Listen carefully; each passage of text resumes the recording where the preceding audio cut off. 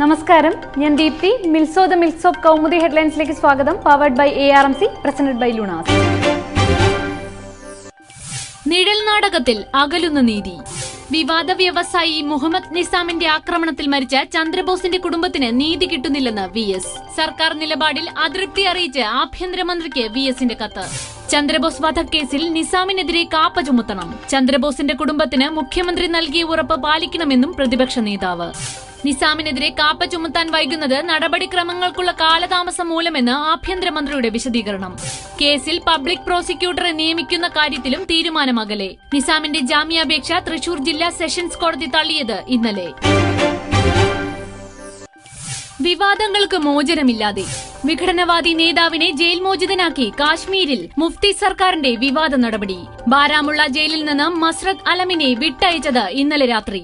മുഖ്യമന്ത്രി മുഫ്തി മുഹമ്മദ് സെയ്ദിന്റെ തീരുമാനത്തിൽ പ്രതിഷേധവുമായി BJPയും കോൺഗ്രസും. രാഷ്ട്രീയ തടവുകാരെ വിട്ടയക്കുന്നത് പുതിയ കാര്യമല്ലെന്ന് ന്യായീകരണവുമായി മെഹബൂബ. തീവ്രവാദ നിലപാടുകാരനായ സയ്യിദ് അലി ഷാ ഗിലാനിയുടെ വിശ്വസ്തനായിരുന്ന മസ്രത്ത് അലി 12ഓളം കേസുകളിൽ പ്രതി. മസ്രത്തിനെ കുറിച്ച് വിവരം നൽകുന്നവർക്ക് പോലീസ് മുമ്പ് പ്രഖ്യാപിച്ചിരുന്ന പ്രതിഫലം 10 ലക്ഷം. കാശ്മീർ സർക്കാരിന്റെ നടപടിയിൽ പ്രധാനമന്ത്രിയും BJP നേതൃത്വവും പ്രതികരിക്കണമെന്ന് കോൺഗ്രസ്. ജമ്മു കാശ്മീരിൽ മുഫ്തിയുടെ ഭരണം BJP സഖ്യത്തോടെ. പ്രതിഭാഗത്തെ പ്രതിനായകർ. ഡൽഹി നിർഭയ കേസിൽ പ്രതിഭാഗം അഭിഭാഷകർക്കെതിരെ അന്വേഷണം. ബാർ കൌൺസിൽ തീരുമാനം. വിവാദ നിർഭയ ഡോക്യുമെന്ററിയിൽ സ്ത്രീകൾക്കെതിരെ നടത്തിയ മോശം പരാമർശത്തെ തുടർന്ന് അന്വേഷണത്തിന് 3 അംഗ സമിതി. വിഷയത്തിൽ 3 ആഴ്ചയ്ക്കകം റിപ്പോർട്ട് നൽകാനും നിർദ്ദേശം. വിഷയം വിവാദമായപ്പോൾ കേസിലെ 4 പ്രതികളുടെയും അഭിഭാഷകരായ ML ശർമ്മ, AK സിംഗ് എന്നിവർക്ക് ബാർ കൌൺസിൽ കാരണം കാണിക്കൽ നോട്ടീസ് നൽകിയിരുന്നു. ഡൽഹി കൂട്ടമാനഭംഗം വിഷയമാക്കിയ ഡോക്യുമെന്ററി BBC സംപ്രേഷണം ചെയ്തത് വ്യാഴാഴ്ച. കേന്ദ്രത്തിന്റെ നിയമ നടപടി വകവയ്ക്കാതെ വിവാദ ഡോക്യുമെന്ററി അമേരിക്ക ഉൾപ്പെടെ 5 രാജ്യങ്ങളിൽ ഇന്ന് പ്രദർശനം.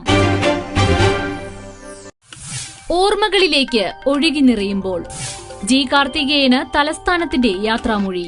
നിയമസഭാ മന്ദിരത്തിലും KPCC ആസ്ഥാനത്തും പൊതുദർശനത്തിന് വച്ച ഭൌതികദേഹത്തിൽ ആയിരങ്ങളുടെ അന്ത്യാഞ്ജലി. ഇന്ദിരാഭവനിൽ കാർത്തികേയന് അന്ത്യയാത്ര ചൊല്ലാൻ ഗവർണർ P സദാശിവം, മുഖ്യമന്ത്രി ഉമ്മൻചാണ്ടി, AK ആന്റണി, KPCC അധ്യക്ഷൻ VM സുധീരൻ, ശശി തരൂർ MP തുടങ്ങിയവർ. ആശ്രുപുഷ്പങ്ങളുമായി മന്ത്രിമാരും പ്രവർത്തകരും. ഇന്ദിരാഭവൻ നിറഞ്ഞ് സുഹൃത്തുക്കളും സഹപ്രവർത്തകരും. നിറസൗഹൃദത്തിന്റെ ദീപ്ത നക്ഷത്രത്തിന് കേരള കൗമുദിയുടെ അഞ്ജലിയുമായി എഡിറ്റർ ദീപു രവി.